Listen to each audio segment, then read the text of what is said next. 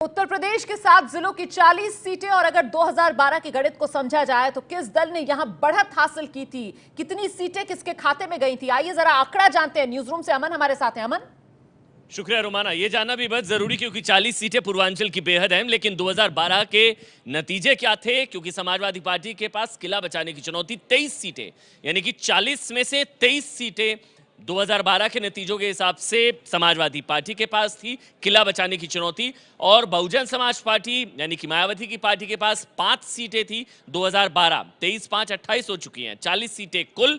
4 Bharatiya Janata party 2012 में, हालांकि 2014 में 40 पर बढ़त हो गई थी, लेकिन 2012 में 40 में से 4 सीटें भारतीय जनता पार्टी के पास थी।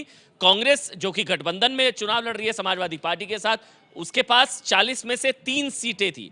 तो इस तरह से 40 में से सबसे ज्यादा सीटें समाजवादी पार्टी के पास थी, 23 सीटें, जिसके बाद किला बचाने की चुनौती। और अन्य, क्योंकि अपना दल का भी यहाँ पर प्रभाव है, जो अनुप्रिया पटेल को भी आप सुन रहे थे, अपना दल का यहाँ पर प्रभाव है। और 2012 में अन्यों के पास 5 सीटें थी। तो ये 2012 का गणित।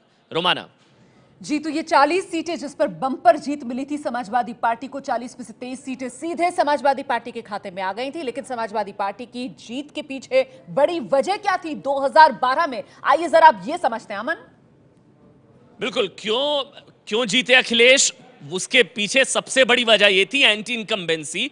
मायावती के खिलाफ एक लहर थी, उस वक्त अखिलेश वेव थी, मायावती के खिलाफ गुस्सा था, इस वजह से अखिलेश वहां पर जीते 23 सीटें 40 में से। और मुस्लिम यादव वोट मिले, एमवाई फैक्टर जो था वो कंसोलिडेट हुआ, और इस वजह से मुस्लिम यादव वोट बैंक जो है वो कंसोलिडेट हुआ, वो समाजवादी पार्टी के पक्ष में गया।